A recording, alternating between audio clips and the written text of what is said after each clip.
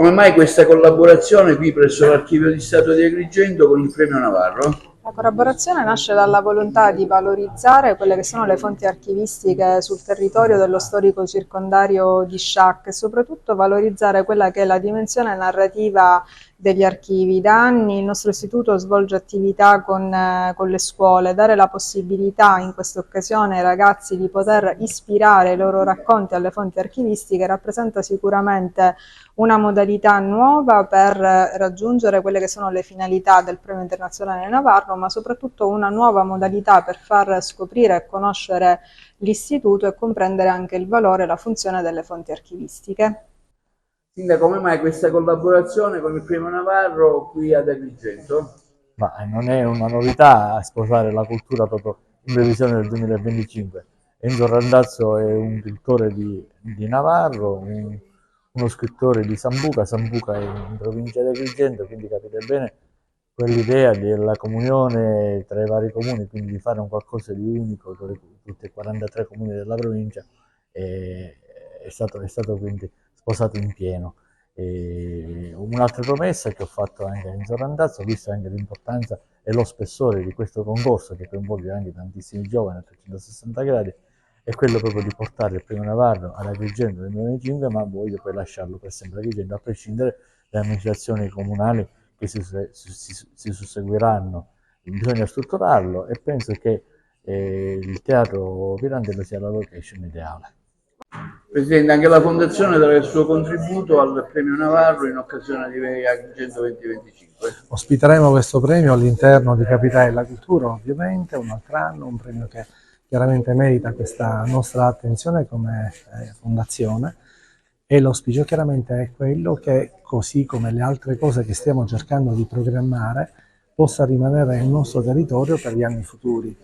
Oggi siamo anche qui, devo dire, ne approfitto, siamo all'interno di questa bella struttura che è l'Archivio di Stato, che così come il premio Navarro deve essere appunto valorizzata. Sono delle risorse che abbiamo nel territorio che vanno assolutamente messe a sistema, perché è quello che fino ad oggi è mancato, non mi stancherò mai di dirlo, servono le connessioni territoriali. Se noi non connettiamo il nostro territorio e non connettiamo i nostri 43 campanili, sostanzialmente abbiamo fallito. Quindi traguardare bene, traguardare nel lungo con cultura, con attenzione, con, devo dire, grande passione, allora sì, avrà una grande capitale della cultura. Sì, all'interno della sezione giovani del premio c'è un'ulteriore sezione che è nata quest'anno in collaborazione con l'Archivio di Stato di Agrigento. Prevede che gli alunni che aderiscono, le classi che aderiscono, possano consultare dei documenti che sono stati selezionati dall'Archivio di Stato, in particolare della sezione di Sciacca, e lì i ragazzi potranno prendere spunto da questi documenti per costruire delle nuove storie che riprendono, diciamo, i grandi temi della Sicilia legati al territorio, ai personaggi, fatti reali, fatti immaginari, che verranno sottoposti, diciamo, appunto alla capacità critica e creativa dei nostri alunni. Il premio ha un valore innanzitutto di testimonianza, di affetto verso Vincenzo Navarro,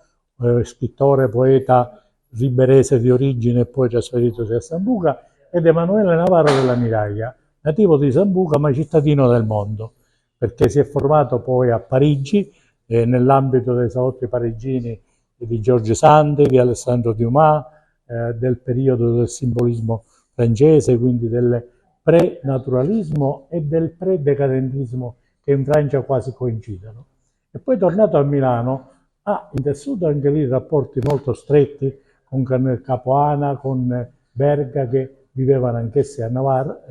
con Navarro a Milano, e lì assieme poi questi scrittori hanno teorizzato il modo in cui realizzare un romanzo di tipo realista adattato alla realtà storico-culturale dell'Italia, da cui è nato il verismo, che è questo realismo europeo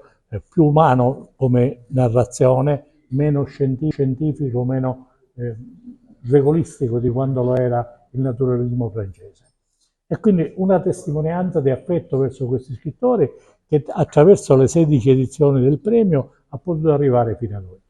Quest'anno il premio si arricchisce di questa sezione particolare di ricerca, di documentazione fatta con l'Archivio di Stato di Agrigento, che dà un impulso alla ricerca dei giovani della scuola un modo di fare sì che questi giovani sperimentino il profumo e il sapore dell'archivio, del libro,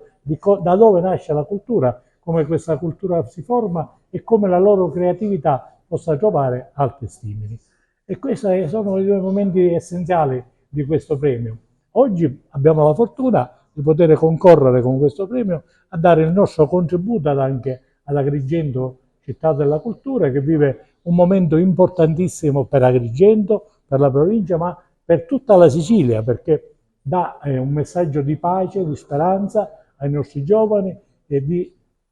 presentazione di quella sicilianità positiva fatta di storia, di cultura, di grecismo, di arabismo, di intercultura, di accoglienza,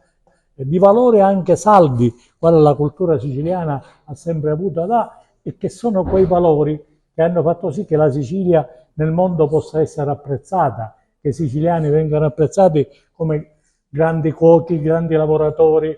grandi ingegneri, grandi inventori, e sono quelle cose per cui noi nel mondo rimaniamo un punto di riferimento dei valori di pace, dei valori di intercultura, dei valori di convivenza.